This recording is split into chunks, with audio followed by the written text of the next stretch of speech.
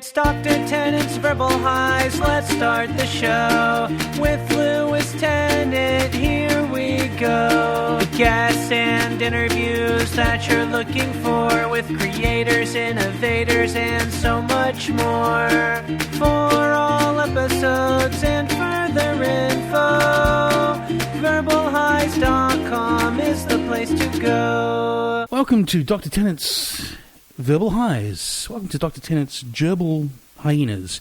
Welcome to Dr. Tennant's Gerbil Hyenas, a reality show where contestants play for $20,000 and see who can interbreed the two most curious species, and whichever creature lives the longest with the least health complications sees its breeding couple take the main prize.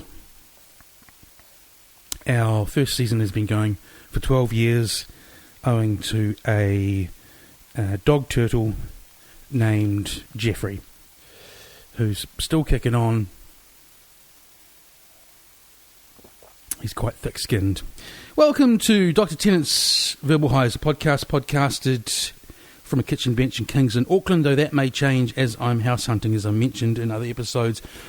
It all started when someone pointed out, you're not far off of what you pay for rent, being able to get a mortgage, and that just seemed like where I'm from, the tough streets where I'm from, where we all had a quarter of one parent and ate gravel and walked to school in the snow. It seemed a far off and lofty idea, but it worked out I can do it, so I went and looked at some open homes today. They made me feel quite hopeful about life in general, because some of them in the apartment category, mainly around central Auckland stuff, are quite terrible. And I was like, my God, how do some people live like this? I don't mean it was inhumane necessarily. I just mean that I'm set up quite well, and in the scheme of things, I have been in life. And so, didn't really walk to school in the snow, haven't ended up living in a tiny wee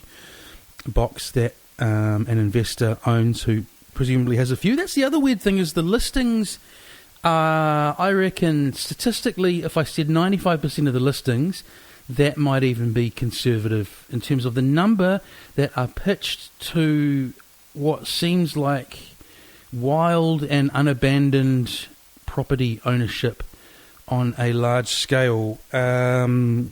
Listing headings like cash cow, show me the moolah. Our accountant owns 4, which turned out to be the owners of the real estate agent. Have your kids' friends pay the mortgage, which was particularly grim, I thought, for some reason. We live in a capitalist democracy. I've said before on the show, I've no issue with capitalism in some of its senses, but the world we live in at the moment is an issue with exploitation. And I guess putting your friends' kids up in a place isn't exploiting them.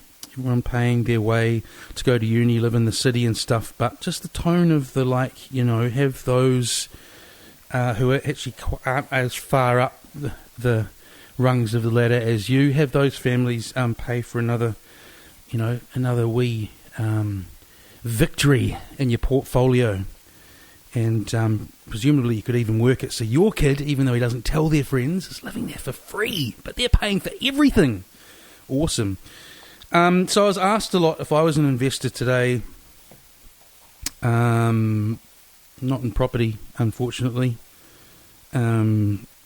Small-scale drug deals, maybe. It was a good look around. There's a few on the short list. I'm not really selling drugs. And there's some great photographers out there, I'll tell you. There's some people who take photos of some of those places that should win awards. There's some great salespeople too. Some great salespeople. When I was younger, people would say, you've got the gift of the gab, you'll be great at sales. And I quickly realised there's a real art to it. I wasn't so great when I did it in radio, wasn't so great at closing the deal. I was good at looking after clients, but not kind of ruthlessly saying, look, here's the dream, sign off here. And I've met a couple of agents I connect with so far, But at the end of the day, they're all trying to sell you something, and that's their job, and they should do it well. And if they do it well, you want that support along with, your legal person and so on and so forth. But then there were some others, man. I just pictured if you were such a way disposed, you might sort of wake up the next morning and go, I bought that, but did I really consent to buying that? Did I really consent to buying that? And then you think about the bad suit and look around for them, and they're off again, doing it again. I'm in the property market. This week's guest is Dan Sage. He is the second in a series of Who section of the show. Just kidding, but Julia and Dan are well aware they're early in their career, and I set out on the show just to talk to interesting people who are raconteurs, and I think a stand-up comedian, if they're going to make any salt of it, is going to fit that bill, even if they're a weekend, surely. And they both have. Julia was a great episode. I talked about Dan a lot in the last episode. Listen to the intro with Julia if you want to hear about Dan. It's an odd way of doing it. Maybe that's a clever sales technique on my part, but I'll add a little bit more in. With Dan and I, you expect to hear about the instability of working in horse stables, horse drug preferences, Louis C.K., multiculturalism, which segued nicely into racism, strange, nefarious video game love, which ties in with Dan's relationship or breakup thereof. I couldn't quite follow the amount of kids. He had 5 or 6 or 7 throughout, but you'll get the gist of why that's the case. We also talked about Mormon's religion and his attachment to said church. I made a Moonies reference because a Chinese person was mentioned, and then Googled Moonies and was relieved that it does in fact have mainland Chinese origins. Okay then, I'm going to have another student piece of work up in just a second. It's from Ben. Congratulations, Ben. Different flavour to last episode's student work. If you need to catch up, I have been running a Make a Podcast course for my first years, and I'm going to play a range of the best of the bunch. So we had a music-y one last week, so we'll have a weird kind of comedy. I don't know. I'll let you decide what it is genre-wise. It's got a nice feel to it, and Ben has a great, I think, knack for even things like knowing which laughs to leave in.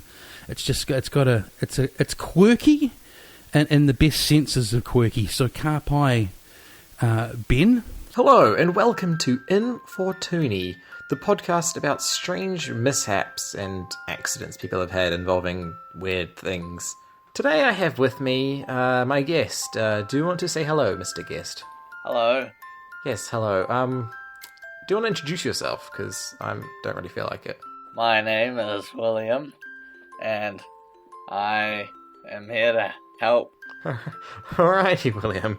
Well, we'll get right into it.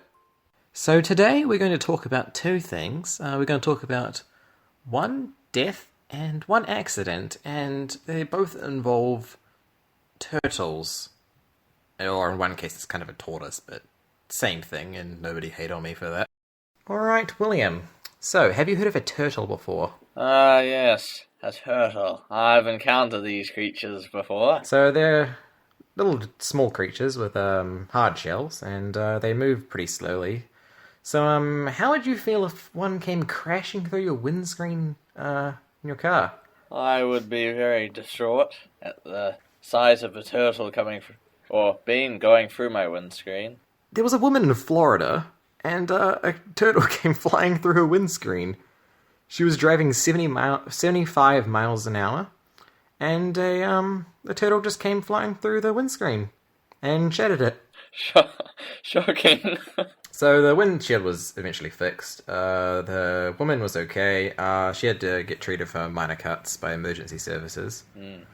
But yeah, it came flying through a windscreen. Okay. There's a picture of a turtle on the front of the car. And may I ask how this turtle was flying? What was it doing in the air? It likely was like, when you're going like along the road and like cars like flick up pebbles and stuff. Yeah. It was probably like that. It flicked the turtle up. Alright, that was a bit of a odd thing to happen, isn't it? Right? Yes. Yeah. Yes. Thank you for that insight. All right. All right. So this time I'm going to ask you another question. Are you prepared for this question? Yes. All right.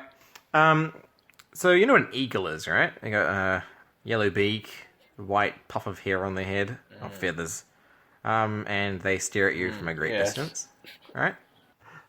So eagles, they can fly pretty damn high. They can fly up to, well, they can see up to 3.2 kilometers.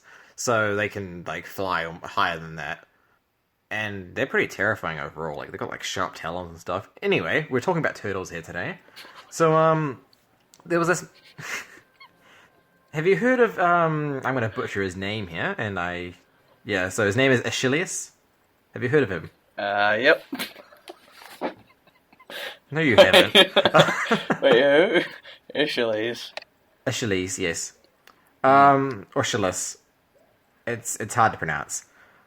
He's ancient Greek tragedian. God, I'm butchering all these words. Tragedian. Apparently he's described as the father of tragedy.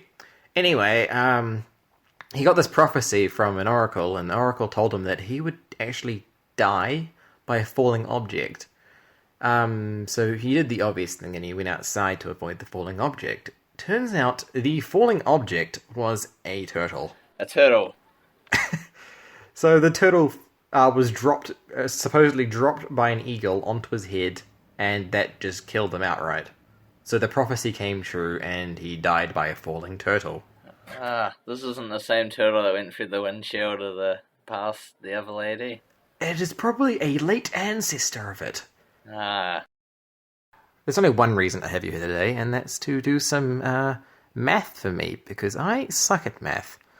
So, do you have a calculation for me yet, William? The turtle would be going, according to my calculations, approximately 250.57 meters a second. And that's very fast, isn't it? That is a very fast turtle. So, how much pressure is the turtle exerting on the poor Achilles' head?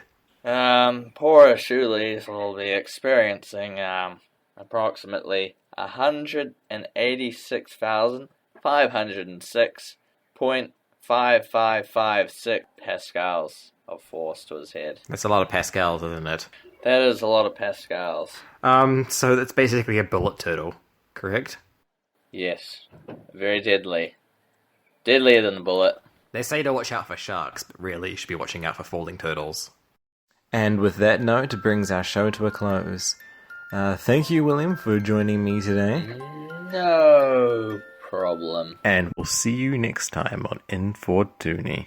See how we go, getting to 26 episodes for this year on the old Verbal Highs, Gerbil Hyenas podcast. This is Dr. Tennant's Verbal Highs.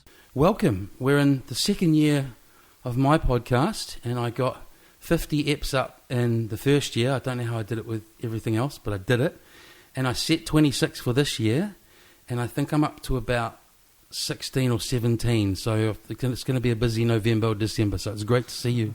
It's great to be here. It's great to be here. And we've just been, I'll introduce you in a second, we've just been sitting outside spewing podcast gold for minutes, so we thought we'd better come on in. Little intro. I'm with Dan Sage. He's described in his bio as a giant pile of poor life decisions and described by Brendan Lovegrove as Hamilton Bogan funny. Dan has been performing stand-up around the North Island for the last 3 years.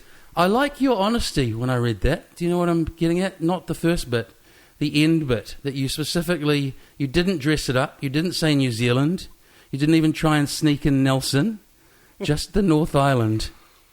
No, I'm not intelligent enough to be convoluted or sneaky or have layers to anything I do in any way. So, honesty is the tonic of the dumb, I find. So so how old are you? I am 33. 33. So I figured that stand up for the last 3 years. How'd that come about?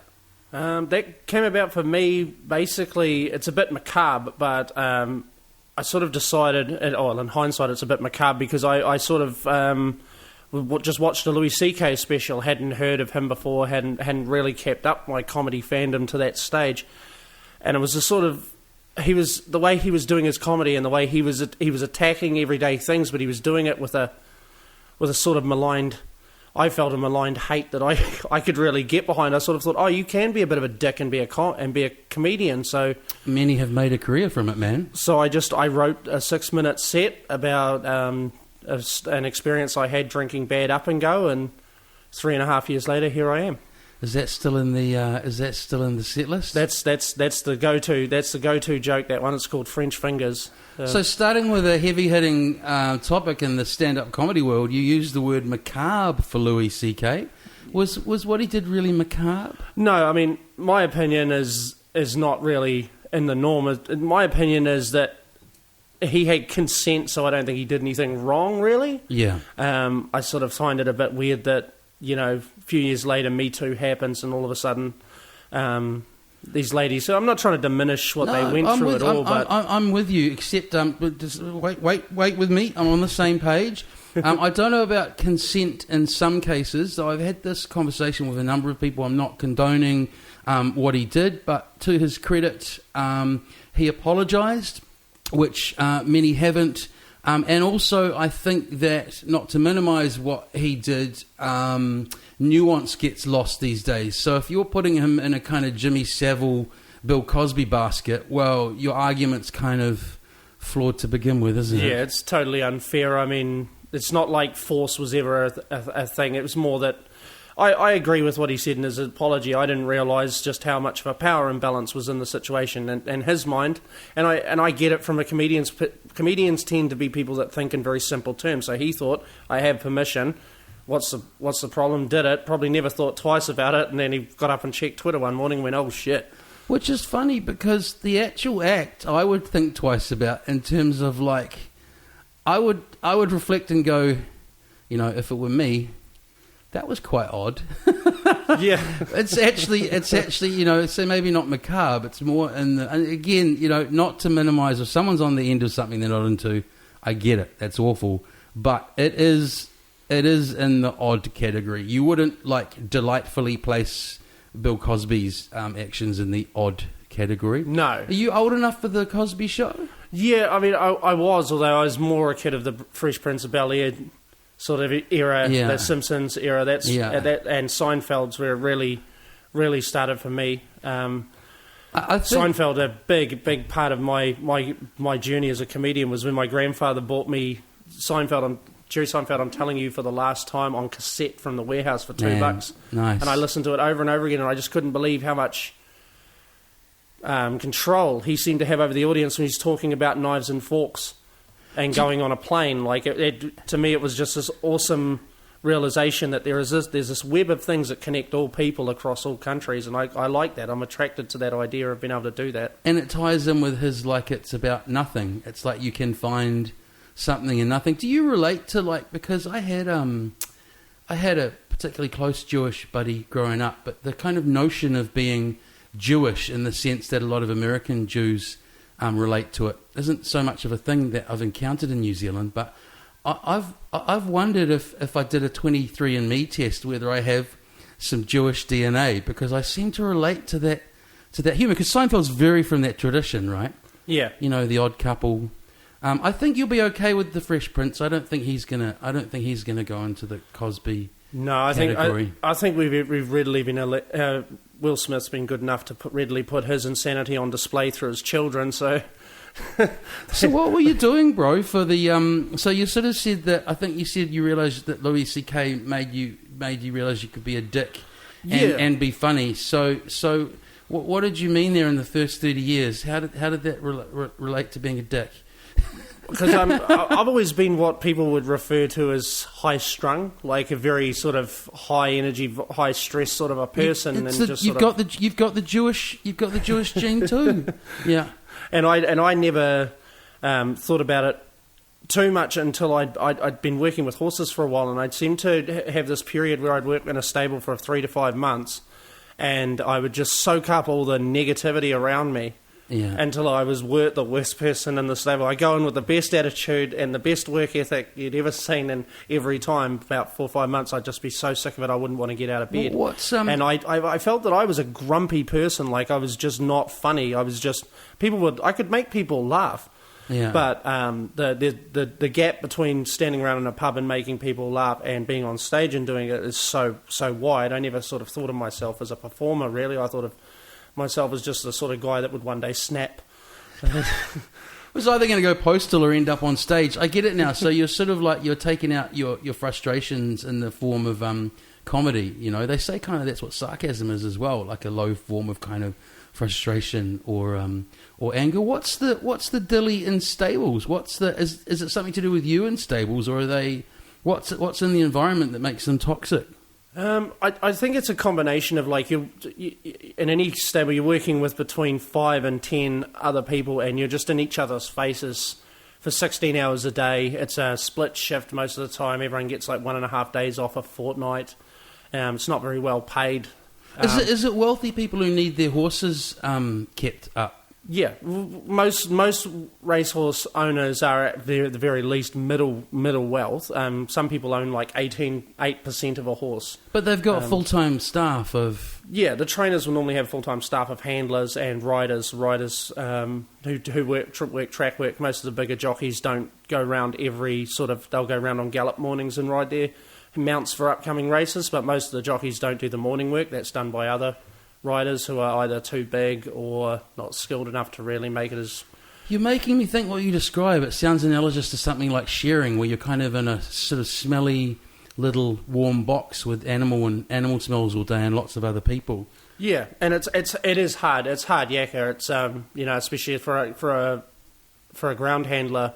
I use Ballymore stables in Matamata as an example. You would take anywhere between 10 and 15 trips some mornings to and from the stables with a horse, leading a horse in each hand. Yeah. About 800 metres to the track, drop them off, pick up 2 that had worked and walk them back. Yeah, right. Put them out in their day paddock, feed them, and you just repeat the cycle for about 5 hours. But it's punishing in that it's 6 days, that's 6 mornings a week, and then if they want you to go to the races, then you're doing a 16-hour day for about $50. Really? So, are you allowed to wear headphones while you're doing all that walking and stuff? You can, but it's not something I'd advise. Horses are very plugged into the environment around them, especially if you're walking them around in the dark. You need to sort of be able to think forward, sort of spot hazards before they come up. It's like birds that like to crouch down in the rough, or rabbits that wait until you're right on top of them and go and take off, and the horse jumps on your foot, and then you lose one, and that's when things get bad. Does not sound like a job for a pot smoker. You'd just be paranoid. No, but I managed that somehow. Okay. They don't drug test the staff, which is weird because they drug test all the horses. Really, which is very strange. I suppose Far Lap set that precedent, didn't he or she? Yeah, I picked that habit up in the racing industry just because it was so prevalent when I was in it. It's probably not so much now because it seems now the industry's very much populated by foreign people from other countries that come here to work. There's at some point you wake up and you realise I could be in a petrol station pumping gas for better money for a 40-hour week and 2 days off and breaks and all sorts of, because out in the country and dairy farms as well, those OSH rules, a lot of those rules around how you treat your workers, they don't exist outside of cities. Analogous to like fishing boats where suddenly you're in the Wild West. Yeah. So what an interesting combination, because I'd imagine the drug of choice for horses would be amphetamines. So you've got these very stoned humans and these very up for it horses. Well, they don't. You wouldn't get away with putting amphetamines in it. There are, but that's what they'd be. That's what they'd be tested for, right? Yeah. Like there's greyhounds and cocaine and vets and stuff like that. Yeah, I mean, there's a lot of shady things that do go on in racing stables, and this sort of like was coming up in the comedy scene a couple of weeks ago. There were a few comedians going, the horse died in the Melbourne Cup. Yeah. And they're going, they'll ban horse racing. Why should we race them for our entertainment? And I was sort of thinking, well, it's a bit unfair. But the worst part about that whole thing is that it's often the biggest stables, the guys with the most money and the least, they could lose for a year straight and they're still rich beyond your wildest dreams. Oh, absolutely. It takes one big win, right? Yep. They're the ones that quite often are doing the dodgy things. Which I'm glad. I don't think they're big amongst your listenership, so I should be fine for lawsuits. You'd be surprised. So, But a lot of people do take really good care of their horses, and that's what I hated when I saw them going, "Oh, get rid of this industry." It's like Yeah. in this country alone, it employs nearly 50,000 people. what's the whole thing? It just takes one bad egg, doesn't it? Yeah. And so you made me realise the way you're talking about, horses and not wearing your Walkman and so on, that that horse whisperer thing is really a thing. So you struggled with sort of the tightly packed in humans, but did you come to the job through an attraction? Not an attraction. That sounds a bit dodgy. Through a love of horses. Move over, Louis C.K. You've got a double act coming to the classic tonight. Was it an attraction, a love of horses? Not so much as a general love of animals. My grandparents raised me, and they bred boxers, so I grew up around boxers, which are notoriously difficult to train because they're just giant. They grow into big kids, with very little impulse control. So it takes very sort of structured training from a very young age to make them really, really good. You can have a decent boxer, but it'll still be one you couldn't let off a lead because it's just they go a little Sound bit. like a lot of my friends actually. So, do you like one-liners in comedy? I like all comedy that's just laugh out loud funny. The ones that really just take you by surprise is how hard you laugh at them. I don't really have a set style myself. Well, this is So I'm not this really- is not great. But you said you typically last 3 to 5 months in that job, and I thought that's not a very stable job. That's all I got. I was just thinking as you said that, it's sort of not dissimilar from how you get the job as Australian Prime Minister. You hold it for about 3 to 5 months Yeah. and then you get axed. That's right. With 16 angry people in a dirty, smelly room.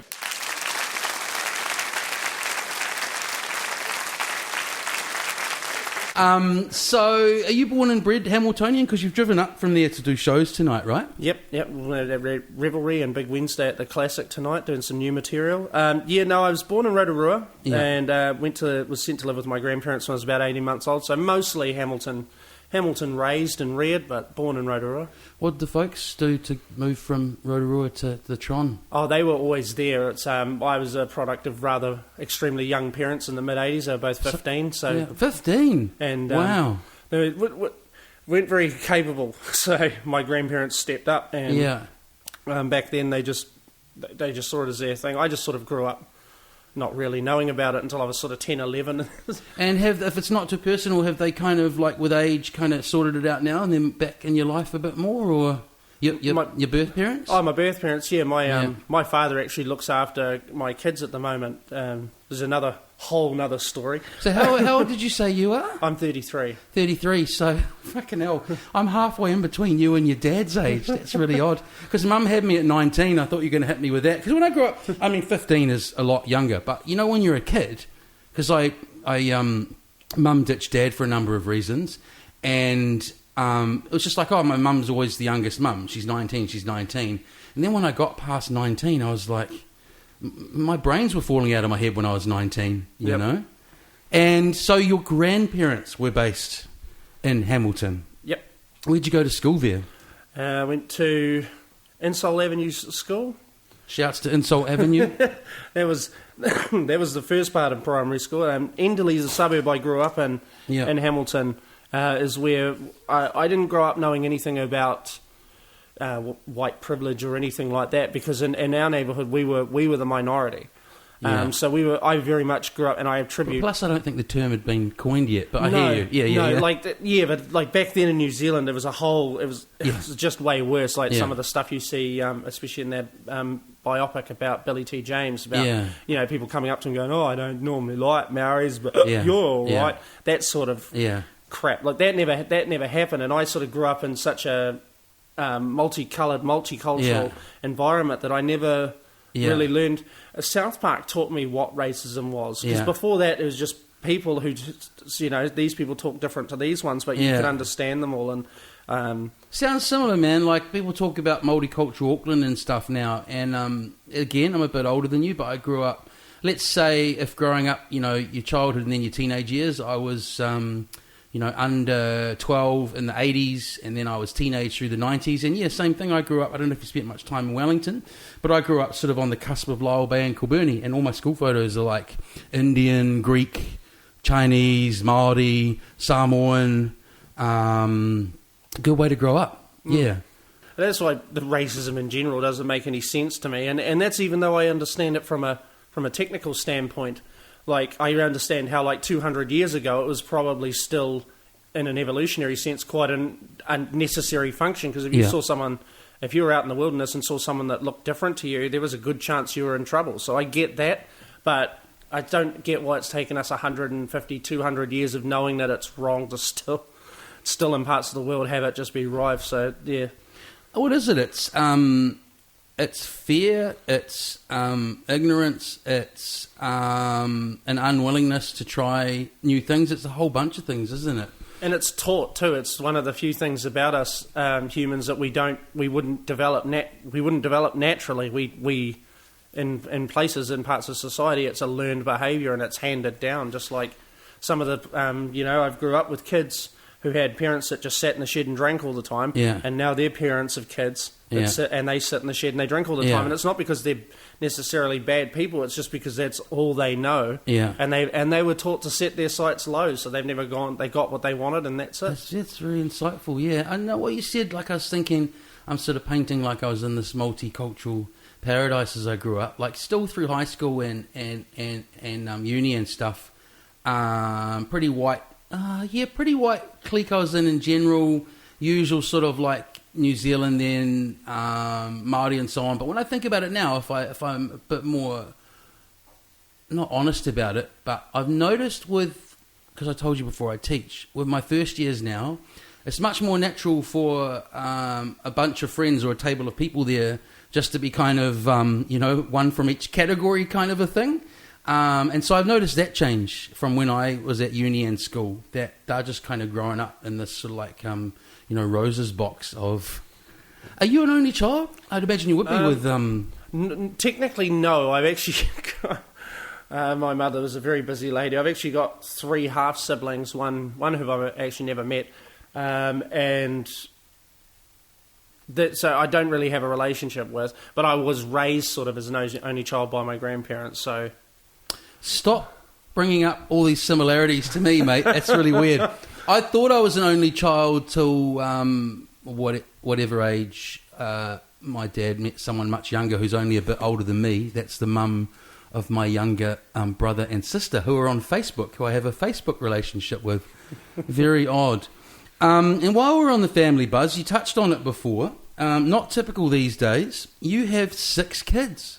That's right. Technically, I have 7 now. Yeah. Since I've had a bit of a rough year separating from the mother. By separating, I mean she formed a relationship with a guy she was playing PlayStation with. Oh online. No! And his partner left him, and she went down to Napier to be with him, and they've been together, I think, 4 months and married now. But that's... Did you have any idea that was going on through the game? I sort of, yeah. I mean, eventually, it's what led me to sort of go take extra measures to find out what was going on. And when it became obvious, and then I found out that one of the 6 might not actually be my son, I sort of went, well, that's enough of this crap. She's a problem gambler too, so that was an awful sort of ongoing cancerous sort of thing. But it was enough of a relationship that whether it was 5 or 6, you must have been together a while. Unless, at 10, just short of 11 years we were, yeah. Okay, and can I hazard a guess that all this started changing around 3 years ago when you decided to start doing comedy? No.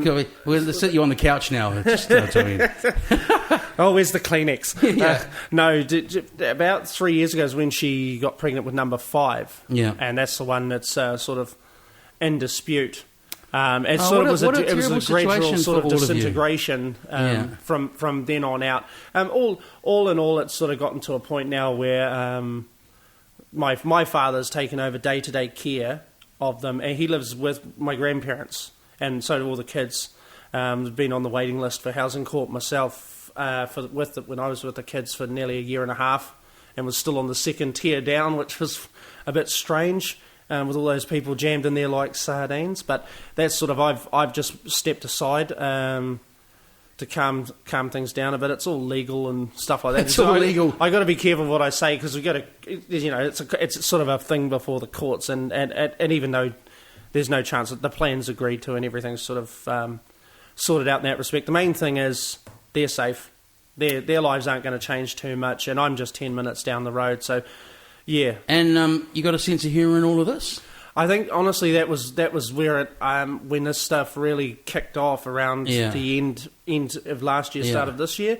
It's when I went down to Palmerston North and had just had the 3 or 4 best shows of my life down there for the Comedy Hub boys down there, and I realised that the more pressure was going on me, the more I was letting go on stage and being more in the moment, and in that time I've gone from getting nervous before I perform to just ready to do it and just loving it a lot more. So I think honestly pressure made me a better comedian. I sort of wish there'd been a cheaper price to pay, but you know, a lot of people have to settle for a worse deal in life than I've gotten. So I'm pretty grateful good attitude. for what I have. That's right. Here. Glass half full. Well, you know, you said you got a sense of humour about it. So I'll say, you know, with that family story, it's well done for reinforcing every stereotype of the Hamiltonian.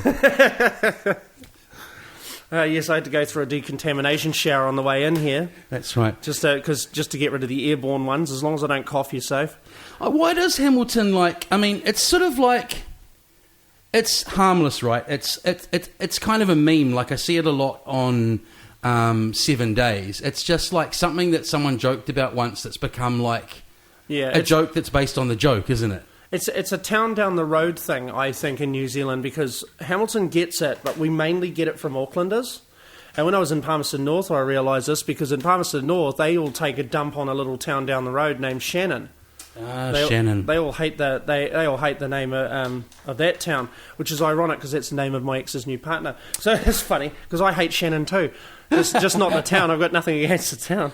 Well, I hate to burst your bubble, but when I lived in Wellington many years ago, we were well aware of the mocking of Hamilton. But I was just wondering where it came from. It's a relatively modern thing. I don't think it was in our folks' generation. It's something that sort of has been done on a radio show somewhere like 15, 20 years ago, and now it's like, you know.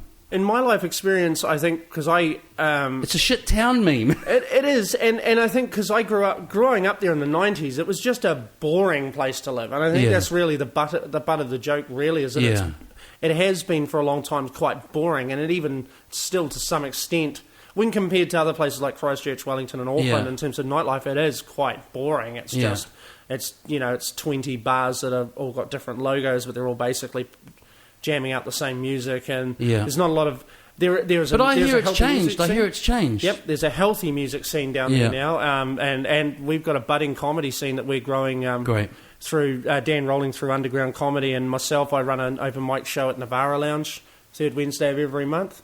There's a really renowned New Zealand and increasingly sort of underground global rapper who I had on my podcast who's based in Hamilton called Razor Beezer. Okay. An African dude, yeah. I've got another, poor taste Hamilton zinger now. I was just thinking it's weird. China has a one-child policy, but Hamilton doesn't, isn't it? Sorry. I think it started on pulp comedy, honestly. That's where... Because when I think back to my childhood watching pulp comedy, that's where I really first was drawn to stand-up and the idea of stand-up being something a Kiwi could do, and not just something Americans and British people did. That's where that sort of joke started getting it out through Mike King and Jeremy Corbett. I think they were probably the first ones to distribute it en masse, because that was probably the first time the idea of it went out, and it was all done in Auckland, so again, it's that town down the road. We sort of cop it from Auckland, but we would turn around and go, oh well, at least it's not bloody Huntley, Potaroo or something, or Tokoroa. That's an interesting place. Hey, so moving off Hamilton, I'm sure we can come back again later. Maybe talk about the decision to take the fluoride out of the water. You mentioned something I was pondering. A couple of things I've sort of pondered lately, and it's come up on the show before.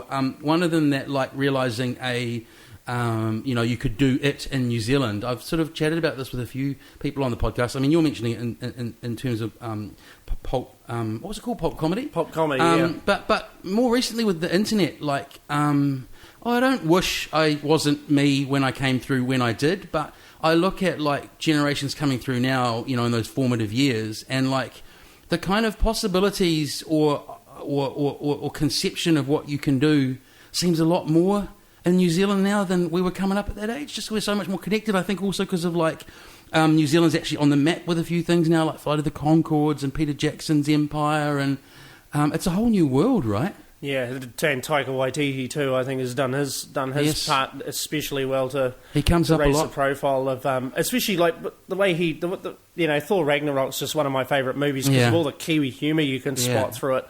I love that. I love that that now it's an option because I don't even feel like 10 years ago when I was 20. Okay, I hadn't been through enough life experience to, I don't believe, be funny. Which is why I don't think you see a whole bunch of comedians under 20. I think to some extent you don't want someone who's 19. Although you get those savant, like, gifted motherfuckers, like, you know the story that Chappelle, like, was busking doing comedy when he was 15 and actually, like, holding a crowd of adults. But yeah, I hear you. Yeah, like, you make me think, being a bit older than you again, I definitely remember going to see Empire Strikes Back. And you just made me realise the idea of seeing a bro in any of those films, even just the concept of a New Zealander in general, just would not have ever crossed my mind until Cliff Curtis was Boba Fett, wasn't he? That was Temuera Morrison. Oh, it's Tim! Sorry. Should I hope you didn't hear you say that? All you Māori actors of a... You know what I just did then? That's actually really like... And I went, ugh, when I saw a talk show host do it, is Samuel L. Jackson always gets confused with other black actors around his age. And I actually saw one where he goes, you know I'm not blah, blah, blah. And I was like, this is the most awkward thing I've ever watched. 3 years ago, you get into comedy, started doing open mic nights. What happens to one in 3 years, man? Like, where's it gone for you? What's changed? How have you progressed? What have you learnt? Do you feel more confident and better at it? You feel you're still learning? I think all comedians are learning up until the day they're in a box, basically. I think you're always learning more and more about comedy the longer you do it. I believe myself personally that comedians only grow in skill when they're on the stage. For that exact amount of time they're on the stage, that's when they're in their element. That's when they're really growing those mental muscles that sort of give you the abilities to do it. My first show was at Raw. It was Winter Raw, and it was sold out. And I had Louise Bovnick as MC, which was very nice. She told the crowd I was very nervous, so they're kind to me. And I did my first joke, and I got this just huge laugh. And I just remember thinking in that moment vividly. Got the drug. Just remember it. I'm never not doing this. No matter what else I have to do in life, I'm never going to not do this. Were you egged on by mates, or you just sort of decided to sign on up yourself? No. I paid a lot of money for these headphones not to be working while I'm talking to you. Go on, sir. I went on with it then I was actually soloed. I was looking after the four children. They were school age children by myself, and I had a state house, and that was sort of my angle that I was coming from. So I spent a lot of my spare time alone. Yeah. And just due to the sort of mental sort of things that happen when you're with someone who's a really bad gambler, I was sort of systematically cut off from having friends. Yeah, so the only right. friends I actually had were Americans and Canadians who I played PlayStation with. Shout out to Shepard 2420 if he's listening. So I really got, in a way, those guys did egg me on, and it sort of made me think I had. Who are these something. guys online in the game? Yeah, because I was making people from a whole different society Oh, so laugh, cool. and I was Yeah. finding relatability, and it wasn't that hard for me. So I thought, I can definitely keep going with this. But I think, honestly, if I just been single and been able to come up and move up to Auckland and do it, I'd probably be a lot further along now than I am. Hey man, there's still time. You're only early 30s, bro. Yeah, You're here now. that's the main thing. At the end of the day, I'm just happy to be here. But there was a sort of a hold up in that sense that when you're looking after that many children and you're doing your budgets and that, at first it was just once a month, and I went for a year where I was working and it was once every 2 or even 3 months, and I really felt for the first 2 years that I didn't really get anywhere. It really was at the end of last year, start of this year, where I started to really get my stage presence really started to come into its own. And when I got the Late and Live All Stars Out of Towns show spot, it was my first paid gig at the Classic, and from that moment on, I sort of knew, okay, well, I've got to keep going. I've got to really keep pushing, and ever since then, it's just been a continual grind, and you've got to. You start out with all these preconceptions of I'll get to a certain point and I'll be making money. So now I'm recognised professional comedian from Hamilton. I'm Hamilton's only one at the moment, but I've got 3 guys who are right behind me: Matthew Fleet, Joseph Scott, and Dan Rowling, who are just they're right behind me, especially Joseph Scott. He was in the grand final of the Royal Quest. You guys a little posse, a little you give each other tips on, tags and hang out and drink and whatever. Yeah, we try to make sure that we're sort of helping everyone that wants help. Everyone shows a willingness to sort of want to go forward in it. And we actually formed a show called Tron Jovi this year. Oh, nice name. Which we took down to Palmerston North Fringe Festival and had a decent turnout there and had a good show. And we did that in Putaruru at a little theatre in Putaruru as well, and had about 40 people. So we had about half of Putaruru out that night. It was good fun. Well, if I can, and we've done it in Hamilton too, and had a good night there. So if I can take you back to the the virtual psychologist's couch, what I'm hearing, man, is our conversation's kind of going full circle. Like, you had a lot on your plate. 4 kids. We've talked about, sort of our grandparents, parents' generation, they just did that, but it was weird. So it sounds to me like you should ride this because it's kind of your renaissance. It's like about sort of you time now. Yeah. And you've found something that you just kind of want to... That's it. And that's my commitment for the next couple of years, is to go absolutely balls to the wall, because now I'm actually free enough to do it. And I'm going to see where this goes. Basically, I mean, I've never aspired to any real fame. I sort of would like to get to the point where I think wanting to be sorry to cut you off, I think wanting to be an accomplished performer and do well in something that by its very nature involves being on stage doesn't necessarily mean that you want to be famous. For some people, it's a weird thing that comes with it. Look what happened to Chappelle. He disappeared to Africa for 1 or 2 years, however long it was, because longer, right? Yeah. Because the fame part freaked him out. So it's like the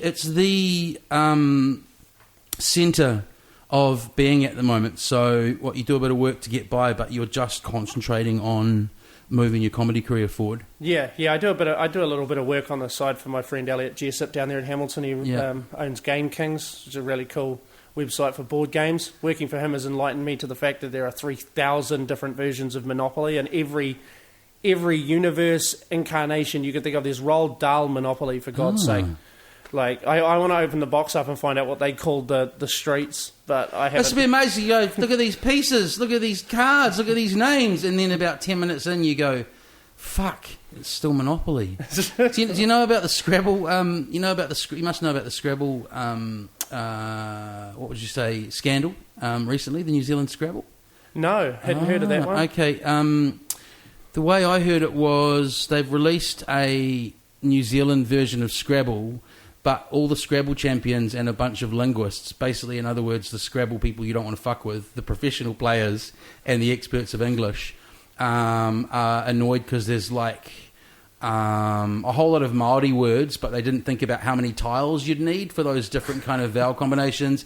And then there's stuff that like shouldn't make sense in the Scrabble world. Like, I'm trying to think of one on the spot. Like, there might be like Cherbro's a word when it's like, hang on a second, that's 2 words. So there's just a bunch of stuff that they feel. And when I first started reading it, I was like, oh, you fucking nerds, whatever. But as I read on, I went, man, they've got a point. Like they've just butchered this game in the name of releasing it just before Christmas to sell a whole lot of New Zealand Scrabble. Bro, you want board game trivia? I've got it. So how does a website for board games work? You mean selling them wholesale?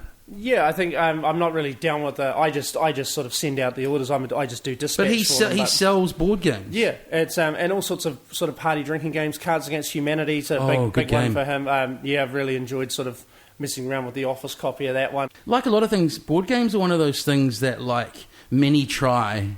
And, like often in op shops, I've seen some failed like board game from some guy in like, Dunedin who tried to make a trading game like Monopoly. But when they hit, they hit. How many versions of Twister are there, do you reckon? Is that a board game? I don't know if it's more of a mat game, really.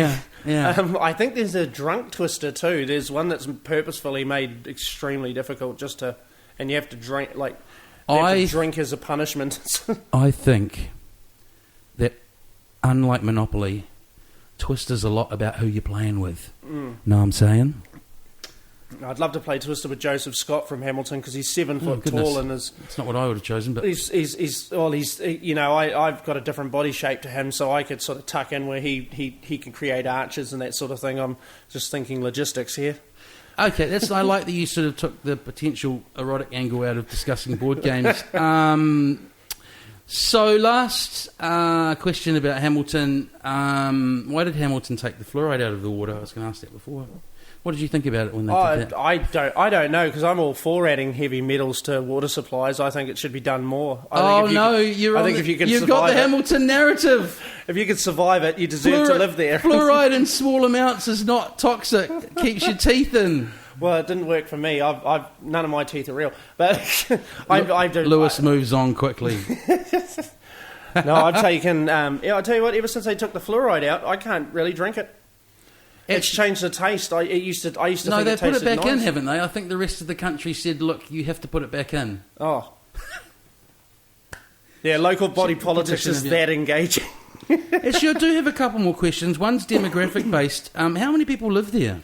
I think it's just shy of 200,000. And is that more than when you grew up? Like most cities, it grows. Yeah, it's grown, but it's grown a lot slower than other places. I think when I was growing up, it was just over 100,000, and that's sort of probably 25 years ago now. But it's only grown by about 150,000 in the last 20 years, I'd say. And I'd say a lot of those are just people coming in from Auckland because the suburbs that have sprung up in the north of Hamilton, they just remind you of Howick. They really just all the cul-de-sacs and roundabouts and speed bumps. It's sort of very Auckland-esque how it's all coming up there. Yeah. But that I'd say it's all northwards mostly. I was trying to think about who the most famous person in Hamilton is, and I think it's probably Lisa Lewis. Do you know Lisa Lewis? Not personally. Okay.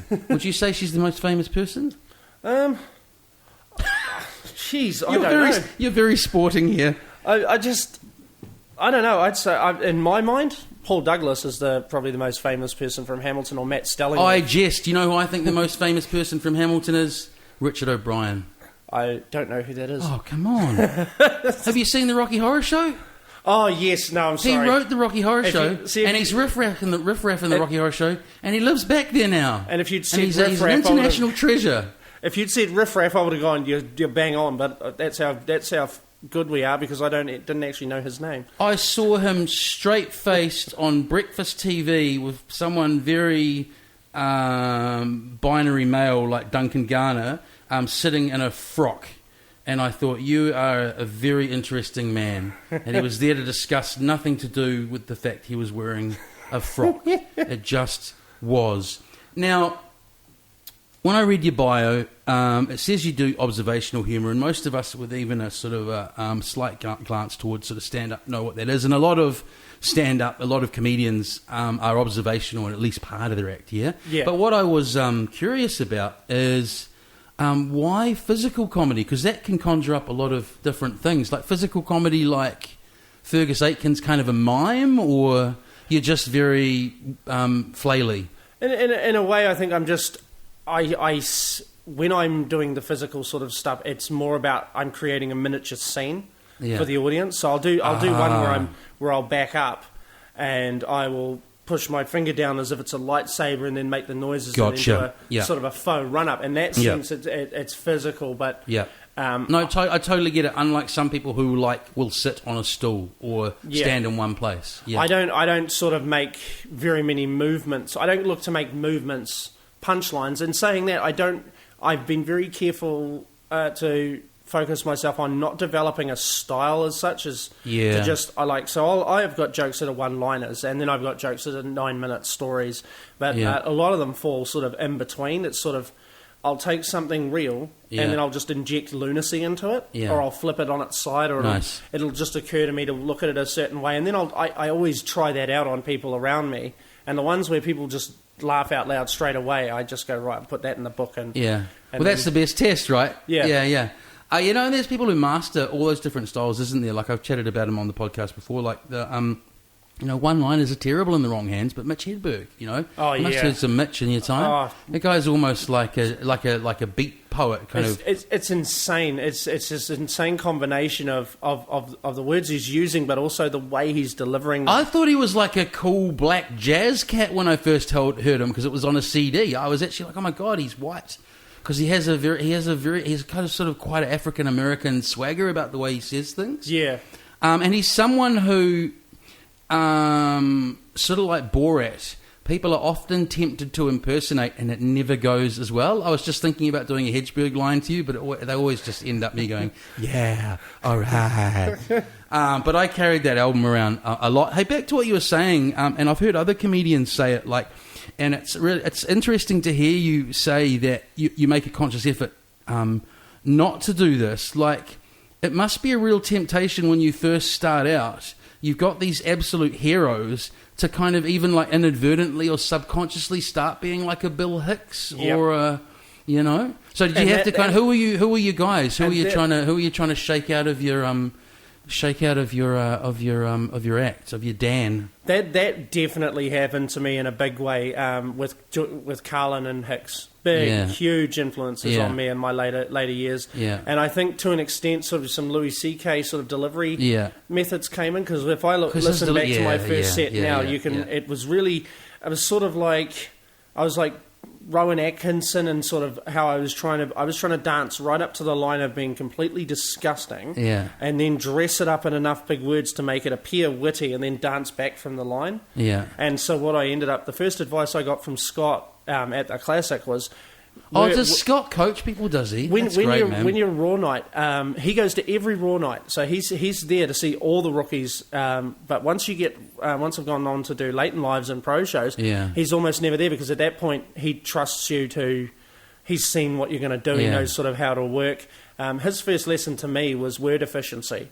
And the other piece of advice was look at the audience every now and then, because my first probably 10 gigs, I could not maintain eye contact with any of them. I would walk from side to side. Well, back to Mitch. He made a career out of that, didn't he? Yeah. He was terrified of crowds.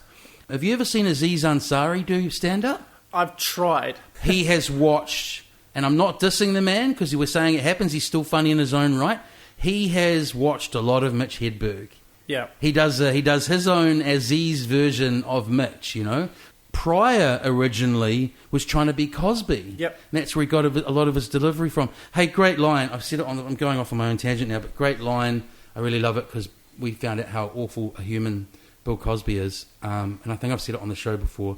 But I've seen Richard Pryor's wife interviewed on a couple of docos. Have you heard what she said about the difference between her husband Richard Pryor and Bill Cosby? I'm not sure that I have. Okay, so they'd try and go over for dinner and stuff, and there was a bit of a friendship and so on going, but the Pryors always felt like the Cosbys kind of judged them because they were far out, taking loads of drugs, and Richard Pryor did the act the way he did, and Bill was so ironically saccharine and clean. Yeah. And I saw this footage with her many years later. Richard's long gone, and she said, well, you know what I always knew before even all this stuff broke? She was like, Richard was clean on the inside, dirty on the outside, and Bill Cosby was clean on the outside, but dirty on the inside. And I went, man, what do you think of this? It's a weird segue. Actually, it's literally a weird segue. What do you think of the scooters up here, man? I've been looking forward to seeing them in action. I haven't seen any yet. People get into two camps about them. I haven't seen them yet. I sort of reserve judgment till I see them in action, but they look like They look like the sort of thing that Kiwi males could easily turn into a bunch of ACC paperwork without any trouble. We're just, the Kiwi male cannot be trusted with high-speed vehicles in general, just because, especially, I can't imagine what it's like going down Queen Street on a Friday night when, or some of these cashed-up youngsters from the North Shore swipe in 24 of these things and go around in a gang. Some people, something that could be easily hidden in a shed or whatever as well. The Kiwi were a bit rough around the edges. Look, I hope it takes off. People have been so sort of funny about them. I saw someone post that someone had abandoned some in her street, and I posted, I don't think they've been abandoned. By that logic, the cars on the side of the road have been abandoned. I think you'll find they're in between trips. But I don't know, we've got to have some solution for all the cars, right? Yeah. I don't know. And a practical one at that, because practical solutions in for this country's problems seem to be in very, very short supply. And it's sort of amazing to me how no matter what anyone tries to do in New Zealand, someone's got a problem with it on some level. Yeah, that's what I'm getting at. And It's they've always like, got the loudest voices. Just shut up and just see if it works, man, if it's not harming you. And I read this Herald article that was hilarious because it just actually said nothing. It was like 3 examples of something like he whizzed past the elderly woman at 25k and nearly hit her and continued on. And I'm like, so he went past her on the scooter and nothing happened and no one got hurt. Ban them now. Yep. What's Hamilton's issues, man? Are they like, I suppose you wouldn't have congestion there? Not to the same scale as you get in Auckland, not at all. We do, yeah, you get your rush hours, but people in Hamilton get grumpy if they're in traffic for 15 minutes. And they can go from almost one side of the city to the other in rush hour in 15 minutes. Those same people would just implode if they had to come up the highway. Do you think a lot of people are commuting to Auckland or vice versa for work now? I personally don't know anyone that does that. I know there are a lot of workers, especially house painters that work for Housing New Zealand, that drive down each day from Auckland to Hamilton. There's a reasonable transient workforce coming in from the north to Hamilton, but not really a lot of people go out of it. It's mainly if you've got a job. That's a lot of your life to eat up in transit, right? You'd have to have something good to do in the car. In Hamilton, if you are literally going to be pretty much 20 minutes from anywhere you need to be if you have a car at any given point. It's more like a sort of big suburb of Auckland than it is its own city, and it's very flat, isn't it? Yeah, and very green. Very extremely green. Where I work packing up the board games is on the 10th floor of the tallest building in Hamilton, and just when you see Hamilton from a height, you realise just how little concrete you can see. The whole city just looks like a forest with a few buildings in it. Good town planning. I'm like a dog with a bone with this board game company. How can this guy be doing this when like all the, I'm proud of him, but I would have thought that the warehouse and Target and Kmart everywhere have it locked down with huge parallel imports. Yeah, maybe, but I don't think they've got the variety that these guys have. These guys can they can sort of bring things. They've got all sorts of games like Exploding Kittens and. I think you better give us the URL of this. Joking Hazard. It's Game Kings. I think it's GameKings.co.nz. You work there. You can't think it is. You've got to know it is. I should have got a social media package. If I look that up and it's wrong, I'm going to forward it to your boss. No, that's fine. So, as a segue to a scooter, to transport to Hamilton, to getting around the city, to your touring the rest of New Zealand, the North Island, how have you built that little circuit up? Where have you been going? Mainly it was just by doing the shows up here in Auckland. About a year and a half in, Dan Rowling, guy from Patararu, comedian, he got a gig started at Lucky Finn's through his underground comedy on a Facebook group that he's created there. And it was just one show once a month there, and that was the first time. What's Lucky Finn's? It's just an Irish pub. In Auckland? No, it's in Hamilton. In Hamilton, sorry. It's Lucky Finn's in Hamilton. Fuck, we're moving around a lot.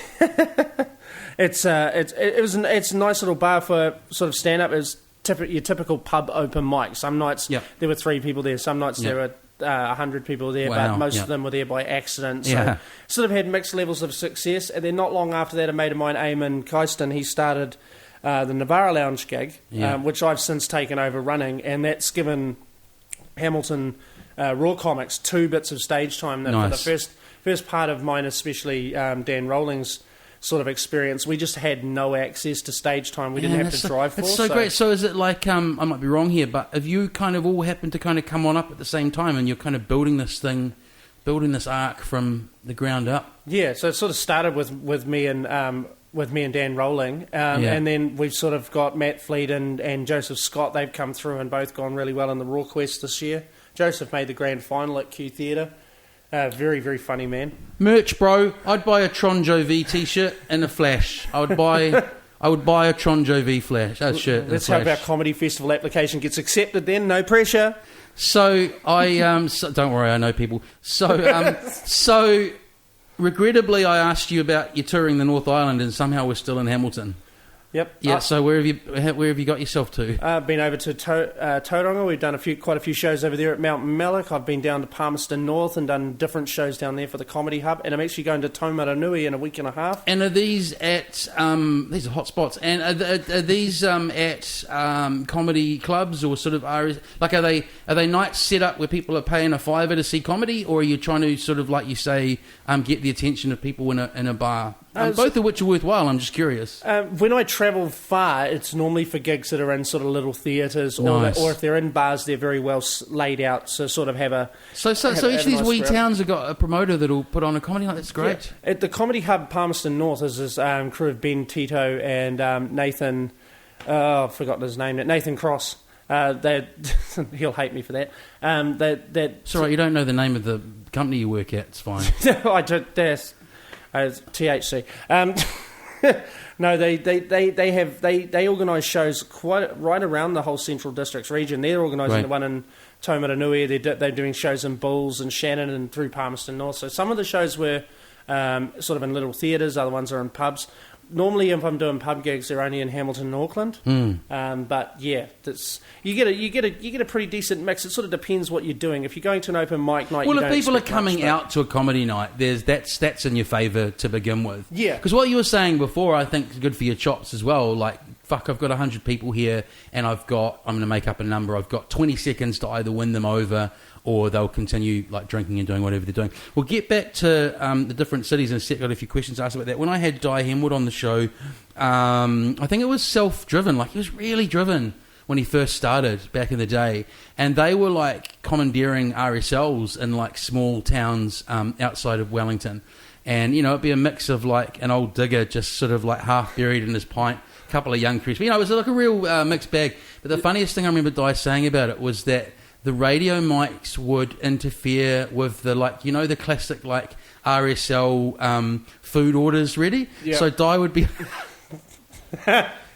halfway through a gag and be like, number 23, steak and chips and a traffic light, number 23. Do you know the rest? So there might not be an answer to this, and it might be variable. But I am curious. Like, are you starting to learn that a Tauranga audience wants a different flavour slightly of humour than a Hamilton audience than a Palmerston audience, or is just the humour's the same everywhere? Definitely. One thing I've noticed is that you have to water down some of your more sort of edgy is probably a broad term to use, but your edgier material when you come to Auckland, you water that down a bit. When you come to Auckland? Yeah, you water it back. And when you go outside... Oh, God, we're a bunch of bloody conservatives. Yeah, when you go outside of Auckland, everywhere I've been outside of Auckland, they don't mind it. Hang on, back up. Edge. So, category sex, violence, politics, where are we here? Give me a... I've not in 3 years seen political humour work in New Zealand. In the New Zealand context, I haven't seen it work. But I haven't actually been to Wellington, but I hear it's very big there. Yeah, it would be. A bunch of it's where all the politicians are and the civil servants and stuff, isn't it? But yeah, what sort of things are you cutting out in Auckland? Like, what sort of content? Oh, so I don't know, because it's sort of the whole sort of world's changed on me in the last... Are you eating... Yeah, no, it's because the whole world's changed in the last 5 years. Like, because I can remember comedians years ago, forgive my French, it would readily use the word faggot. Yeah. And they would use it all the time, and it would never be, and it would be laughed at. And now, to even say that word... It's not a great word. It's not a great word. It has bad connotations. But now, like in the last 10 years, I've seen that go from acceptable to not acceptable. So when I come to Auckland, I'll do this bit about a French doctor. I didn't know they had French doctors. I thought they healed everything with cigarettes, wine, and arrogance. Hey, and when I'm in Hamilton and Palmerston North or Tauranga, I'll also add on. It's like the time I met an Asian Mormon. I didn't know they came in that flavour. I'm not trying to be... there's nothing wrong. I mean, that's nothing wrong with that. No, you're not racist in that. No, and I don't think so. But I have had Auckland audiences, a little bit vaudeville, but working club, but still, that's sort of the section of New Zealand society I come from, I guess. And to me, it's not. I've had audiences pull back when I do it. So I'll do I'll say that for some reason they're fine with me saying that a whole region of people never trained in medicine, but they're not fine with me saying, well, it's kind of weird to see an Asian Mormon. I grew up in the Mormon church, so it was weird because they were all white or brown. So you even have I'm trying to think of the term. You have a contextual stake in the fucking joke, lighten up, people. Yeah. We were just talking about that outside before we started recording. Like, people are outraged when they're not really outraged. They're just outraged because it's something to do when they're not doing their mind-numbing job. Yep, it's just people are just by their very nature they need to hitch their wagon to something and stand up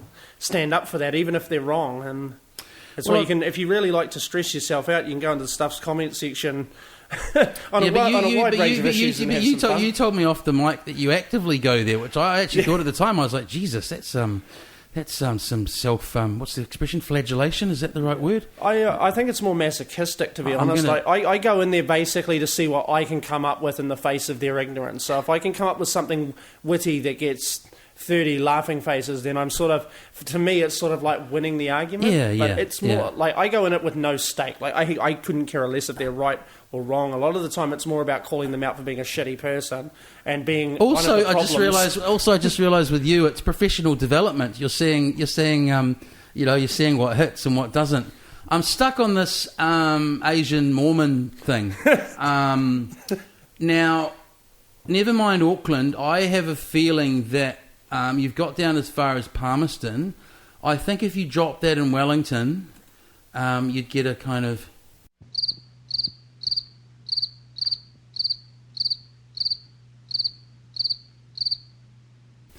Anyway, they might not appreciate the fun. Well, and I think another reason why I pull back on it sometimes, if I think the crowd is sort of running along that line, is just because they don't know that I grew up in the Mormon church. Yeah. So from their point of view, I can see how they could see it as, oh, why is he taking a crap on that? He doesn't know anything about it. Well, it does come from a personal experience. You need to did they give you a card, like a lifelong membership? Can you have a props box that you pull the bicycle out of? Do you have an old name tag? I don't anymore, actually. I used to have one, but I don't have one anymore. Speaking of adding race into the conversation when it's perfectly legitimate and fine, relax everyone. You would have been one of the only few, speaking of, talking about how you grew up, you would have been only one of the few Pākehā in the Mormon church. They had the kind of Samoan community on lock, didn't they? In Hamilton, it was very much that way. It was very much mostly Māoris, Samoans, and white. But in Hamilton, where I went in Claudelands Ward, it was probably a good mix, probably half and sort of half, and then half again. But it was extraordinary. I had never met an Asian Mormon in all the years in the church until one came to my door. Aren't they Moonies? I just should have said that because it sounds Asian. Don't worry about me, mate. I don't have to get on stage anywhere. I can spout this nonsense all day. Sorry, anyway. Yeah, no, he came to the door and his name was Lewis Wang. And he said... Oh, I mean, look, there's a joke in that. He said, are you interested in coming back to church? And I just couldn't... It took me a minute to go... Is this some sort of scam? What is this? Not because it was so alien to me to see someone who was clearly ethnically he'd come here from somewhere else, and he was a Mormon. It just to me, and I realised in that moment, oh gosh, everything's for everyone. All your preconceptions are just waiting to be shattered. Well, it's really. just what's a good church about in spreading the word? It's missionaries doing their job, and if they manage to convert at least one mainland Chinese, then you have to say that's good missionary positioning, really, isn't it? But I don't understand. So why did a Chinese Mormon named Lewis Wang come to your door to convert you when you were already in the Mormon church? So I'm referred to as what's called a non-practicing Mormon, so I'm baptised into the church, which means technically my soul belongs to them. When I die, I will go to third tier heaven, which is sort of like heaven Huntley.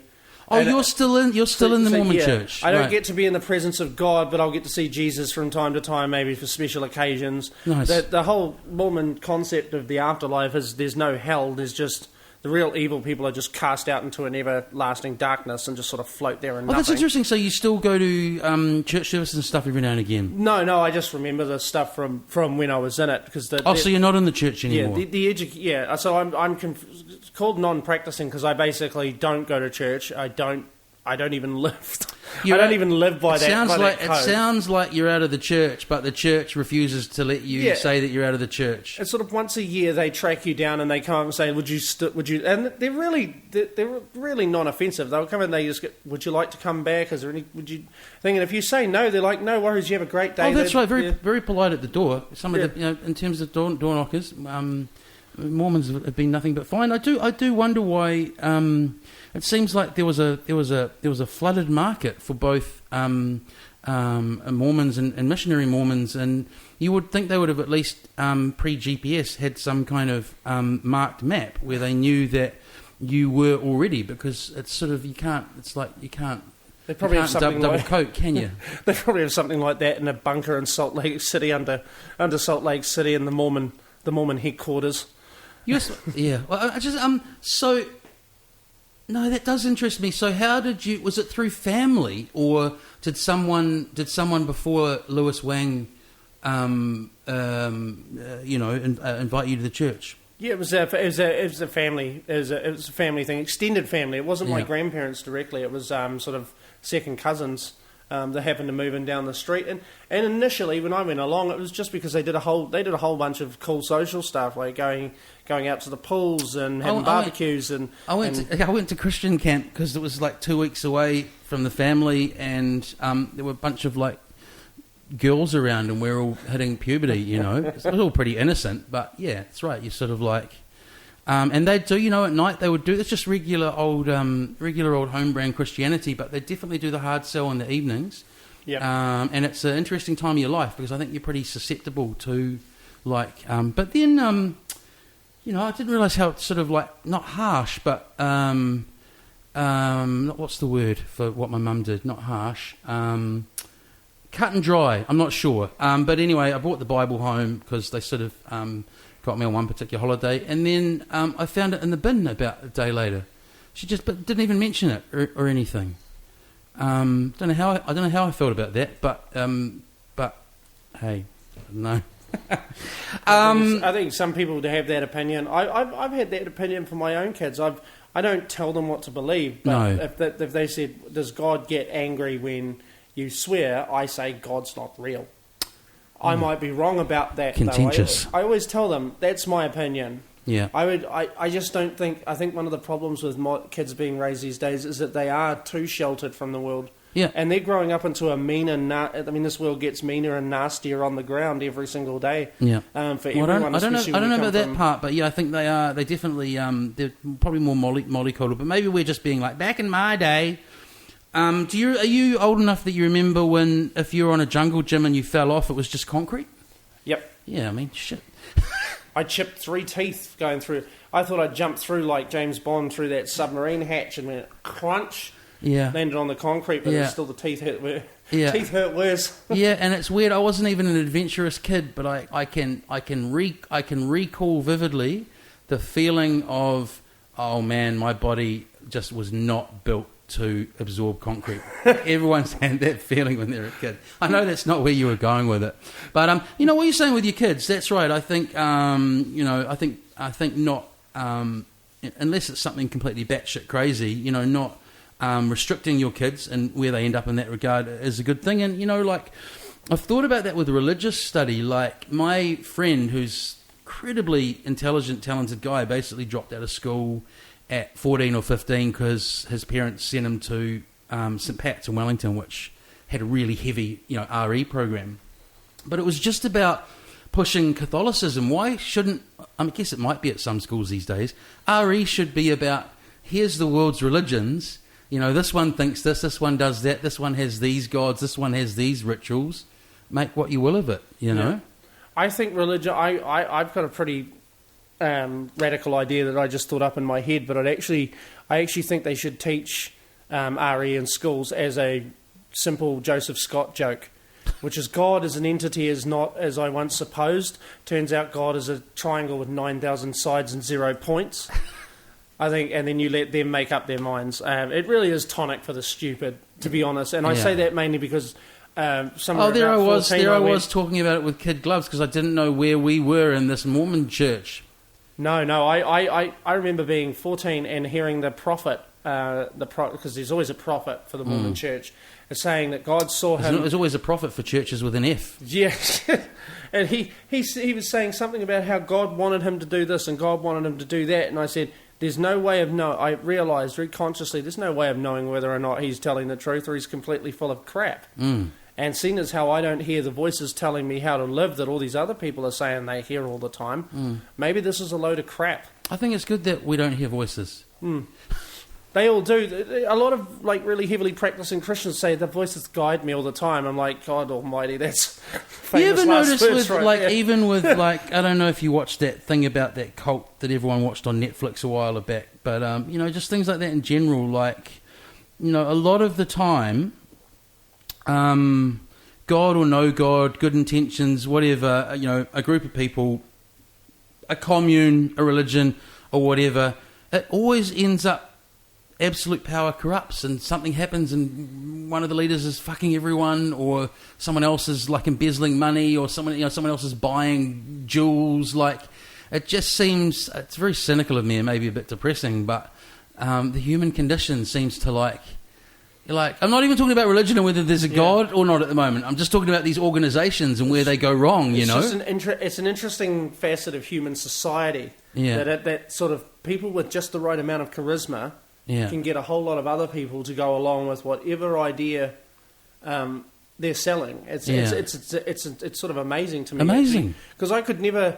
I sort of think now if I'd been back in 1930s Germany and I'd heard some angry little guy with a weird mustache going on about how everything's the Jews' fault, I'd like to think I would have turned around and gone, "What an idiot!" But you get swept up. Swept up and. Yeah, there's something about that, right? That energy that forms between the speaker and the audience is not dissimilar from what happens at a really great comedy show. It's the same thing where the energy is just forming this loop. Well, Hicks was a preacher, right? Yep. That's where he got a lot of his. No, sorry, I've got that wrong. Not Hicks. He wasn't a preacher, but he learnt that. I've got that completely wrong. Kinison. Sam Kinison. So love him or hate him. He's speaking of objectionable material or not, I actually find him a bit gross now, but I get why he's a legend. But he got that bombastic style he was from a long family of, I think, Pentecostal preachers, like the proper, performy, screamy preachers. And he went that way, he became that way. Got hit by a car? He got hit by a car. It was a serious head injury that did sort of set that loose in him, and Roseanne Barr was exactly.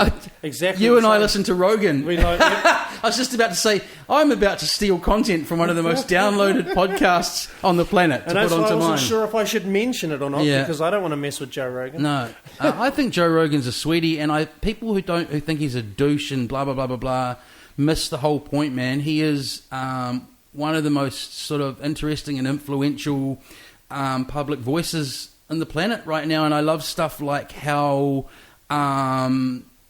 he's got a better higher education than people who finish the degree I'm teaching. He's talked to experts in every single field. He's really open-minded about it.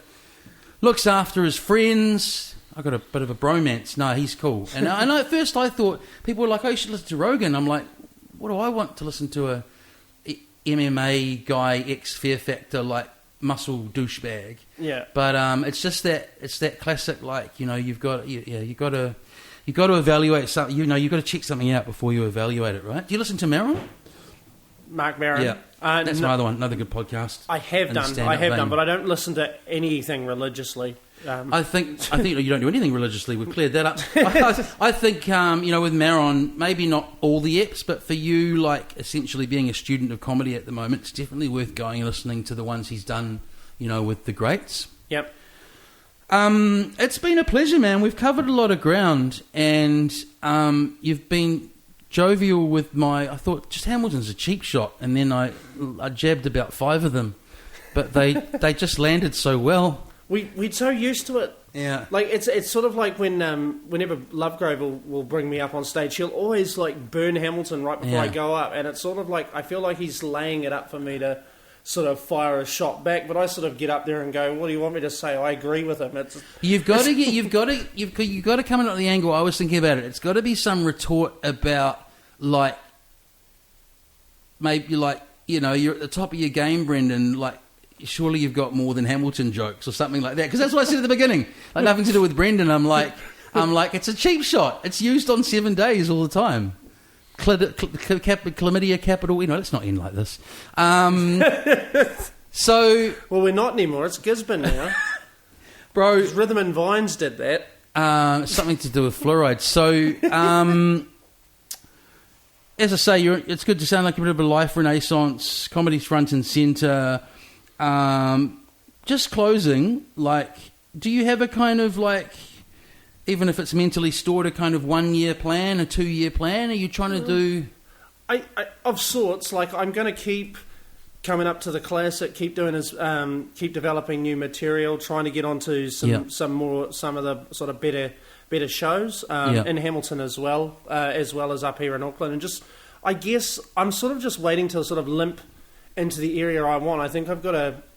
I don't know if limp is the best word for a year-long plan, mate. We're trying to Rocky fight montage you here. Limp's probably not a good word for a guy with 7 kids either, but no, I guess I don't really know, because I've never aspired to anything, but if I can make a living from it, great, but I haven't really decided, I'd like to be a writer, or I'd like to be working in advertising or get on the radio. I sort of performing. Yeah. I've got one for you in the next year. South Island.